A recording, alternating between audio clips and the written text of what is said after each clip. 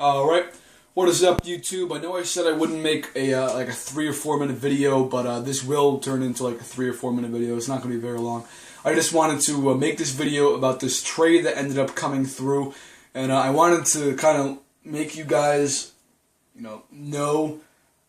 be aware of a slick trade like this, which would pretty much ruin your team. Steve Nash has already announced his retirement at the end of the year, so it's like $9 million of cap space that you could have. Obviously, getting Evan Turner is great, so if it was just Steve Nash for Evan Turner, it may be a crappy player, and then for C.J. Watson, I would honestly go through with this trade. But there's two things that make this trade a little bit less likely. Evan Turner, first off, he says, I'm starting to think that me playing for a new team next year might not be a bad idea. That's because he's a backup and he doesn't want to be a backup. He's pissed off, as you can see right there. He doesn't want to be a sixth man, he wants to be a starter. Now, that's well and fine, I guess, but his percentages are terrible. He's shooting 39% and 20% from three-point. Now, I don't care how pissed off you are, those are terrible percentages. Now, I know he's a pretty good shooter throughout his entire career. He's not really a great three-point shooter, 31% on his career, and then a 42% field goal percentage throughout his career as well. So, unfortunately, that really brings down his trade value, even though he is, such a great potential suitor for this team. Now, I also want to take a look at his potential. It's only a B. Now, I did look at this before. It's how I know his potential is only a B. But, obviously you're seeing it right now. But, his potential is only a B. He's 25 years old. If he reaches, if he gets to be an 88, let's say, by 2 years down the road, that's an extra 8 points to his overall value. That would be good, but I don't think he's ever going to grow into a star. The major thing that makes this trade totally not worth it is this Hawks first-round pick. Now, obviously, C.J. Watson is just there to fill in the cap space, but C.J. Watson I would actually like to get. Not a bad player whatsoever. He's a little bit older, but he's not bad.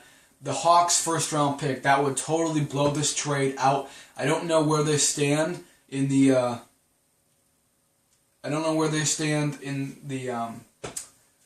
standings, but giving a pick to potentially get a player who has, an A- or an A overall potential, that's pretty solid. Maybe I can get Wiggins. I've drafted Wiggins at 13th overall before. The game's not like real life, kind of weirdly, but that is like the reason why you definitely would not want to do this trade. So I just want to, point that out. Point out that even though there's some big names getting thrown around, that this trade is slick, and you do not want to go through with that trade. This trade, obviously, as you can see, just came through. So they want to give up Jarrett Jack and Seth Curry. Now, Seth Curry, I don't think is ever going to amount to much of anything, and Jarrett Jack, he's already 30 years old, so his potential for growing is already done. He has multiple years left in his contract. Steve Nash gives us $9 million to work with. In addition, next year, we have a ton of cap room. We literally have like a guaranteed $3 million of salary next year. So that's a lot of room to work with. Oh, wow, okay, I did not mean to go through with that. Yeah, sorry guys. I'll restart up this NBA 2K14, and then I'll get back to you once I actually restart it up. Okay, so I'm very sorry about that. It's actually a problem I've had a lot of times with 2K. Accidentally accepting trades. As you can see, Steve Nash is still there, but that trade wasn't really that great. There was obviously Jarrett Jack. We can go over to him, Cavaliers, right? Yeah, we can go over to him right over here.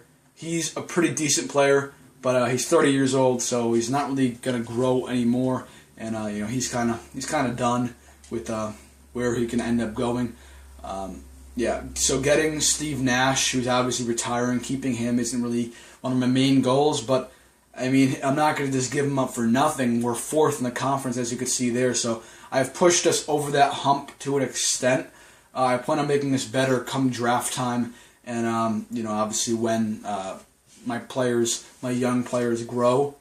One of those young players is Jared Sullinger. Yeah, I ended up trading for him. I traded away Xavier Henry and Jordan Farmar, two guys who I actually wouldn't have minded keeping, but they were not as good as Jared Sullinger, and on top of that, they were older, not really too much older for Xavier Henry. I think Xavier Henry was 22, Jordan Farmar was 26, but they were a little bit older. They weren't as good. Their potential wasn't as high, and I wanted another power forward. Now, obviously, you see that Jared Sullinger is a center, but he's 6'9". He plays power forward a good amount of the time. I'm not going to say all the time, but a good amount of the time he ends up playing power forward. So I can move him to the power forward spot, no problem.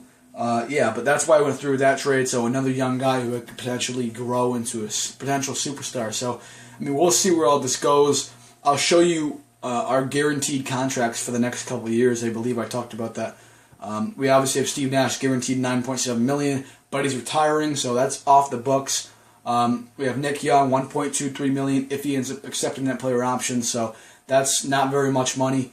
Jared Sullinger, he has $1.42 for next year if I end up accepting that team option, which I definitely will. And then Marshawn Brooks, he has a team option as well, $2.3 million. So all guys, that keeps us under the $5 million mark, maybe $6 million mark. It's not really that much for guaranteed contracts.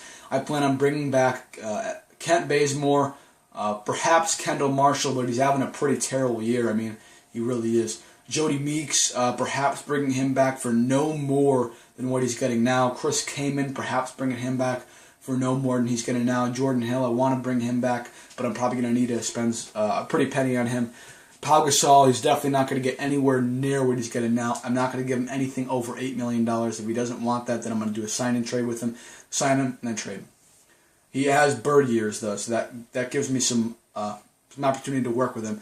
And Kobe, he's old, so I have signed him in the past for less money than he gets now, so I could probably sign him to maybe, $12 million or something like that. That would be phenomenal. And then obviously we need to draft a point guard or something to fill in for Steve Nash. So I know I said it was going to be a couple minutes long. I ended up forcing the matter. It's going to be longer than a couple minutes. Anyways, though, so I'll get back to you, whenever we playoffs hit or something else big happens. All right, thanks, guys.